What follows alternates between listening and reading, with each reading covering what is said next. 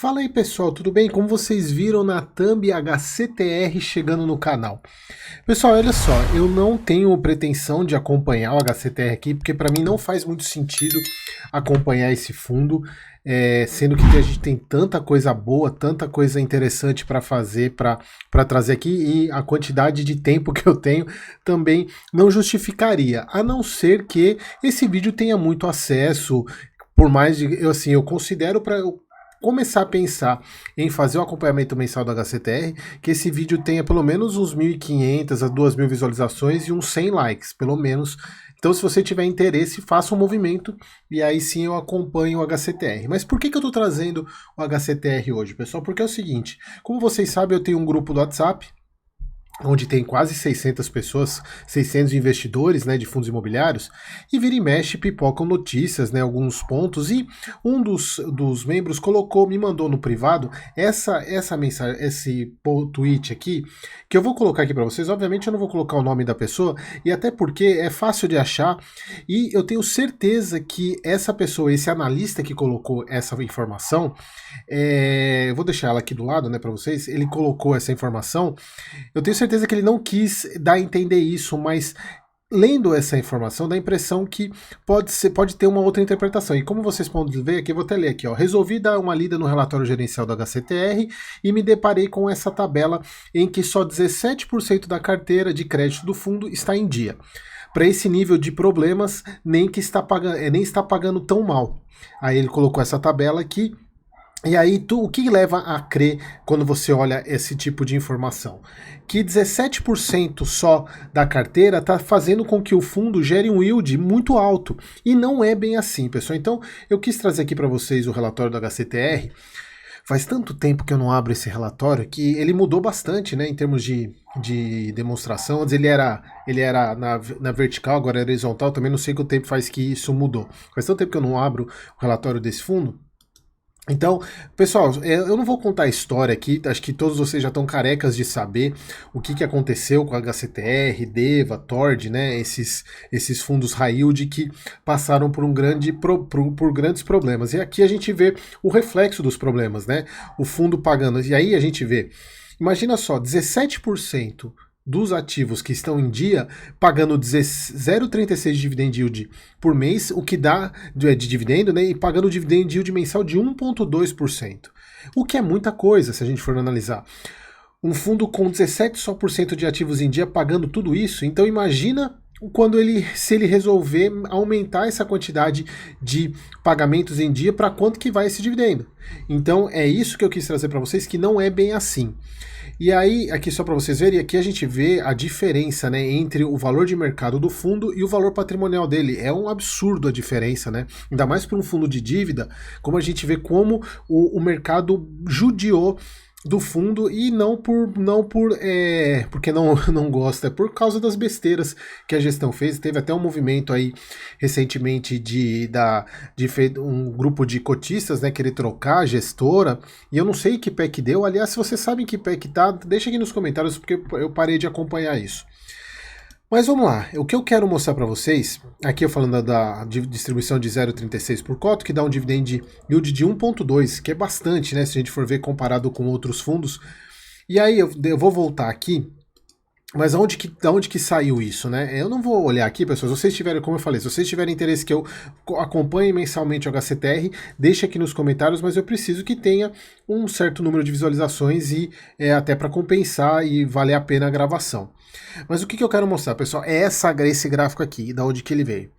17% em dia, 76% em carência de juros, ou seja, eles não estão pagando juros, e 7% inadimplente. Aí você olha isso e fala, pô, então uma parte que está inadimplente, que é o grande problema, que não está pagando nada, uma que está em carência de juros, ou seja, tem juros, eles até colocam aqui, ó, carência de juros 92%, 94%, 100%, tem alguns aqui que estão, os verdinhos são os em dia, né, e tem uns em carência aqui, tem bastante, aqui ó, carência de juros 40%, 100%, 100%, os em vermelhinhos são inadimplentes, e os amarelinhos são em carência, né, de juros.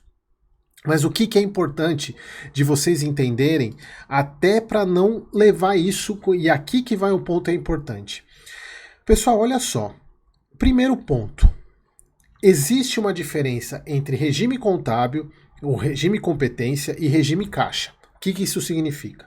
O fato de um fundo, um CRI, não está cobrando juros, o devedor não está pagando juros, não significa que esses juros não serão cobrados ou que esses juros contabilmente estão sendo acumulados no CRI.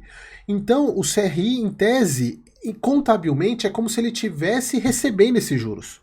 Só para vocês entenderem, para ficar mais fácil, é o seguinte, porque a única diferença aí nesse caso é que os juros não estão passando pelo caixa do fundo, mas eles estão acumulando esse CRI. E aí que está um ponto muito sério e muito grave, porque esses juros estão, o fato de estar em carência não significa que esses juros não serão pagos, eles não evaporam do nada. Eles serão pagos e aí que está o problema. Quanto mais tempo esses juros ficarem em carência, esses CRIs, mais se torna inviável o pagamento pelo devedor, porque vai ficar numa situação insustentável a quantidade de juros que ele vai ter que pagar. Então esse é o primeiro ponto. Então o segundo ponto é a questão de você ter um lucro, em tese, um lucro contábil, mas você não está tendo esse pagamento passando pelo caixa.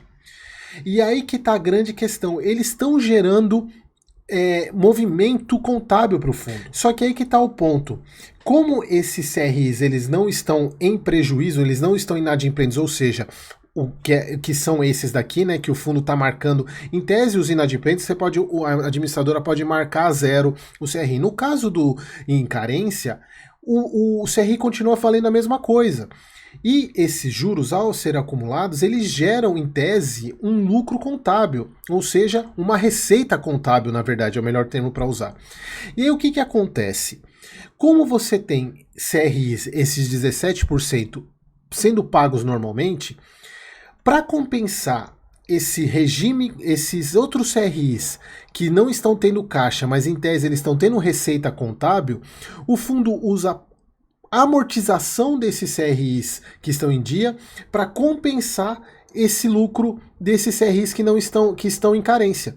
Então, é um exemplo, isso aqui eu ensino bastante na mentoria, na questão do pagamento de juros, para explicar regime contábil de regime caixa, mas é como se fosse o seguinte, você tem um CRI que está sendo pago parcelas de R$1.000 todos os meses, mais isso de amortização, mais os 500 de juros e correção monetária. Em tese, o fundo só poderia pegar esses 500 de juros, os juros que passa pelo caixa, e pagar só esses 500. Só que o que ele está fazendo? O CRI que está em carência de juros, ele continua gerando 1.000 mais 500 de juros, só que os juros não estão sendo pagos, então ele está acumulando. Então o que ele faz? Ele pega os 1.000 de amortização do CRI que está normal para pagar esses 500 de juros que o CRI que está em carência está gerando. Então ele está pagando uma grande parte dessa receita como amortização. Ou seja, ele está devolvendo o capital principal do CRI que está em dia, o CRI que está nesses 17%, pagando essa amortização como sendo resultado dos CRIs que estão em carência. E aí, como é que a gente vê isso? Aqui, ó. A gente vê na própria DRE. Olha só, se a gente pegar o fluxo de caixa do HCTR, do montante aqui que ele tem para distribuição, desses 7.927, 2.500.000 é amortização.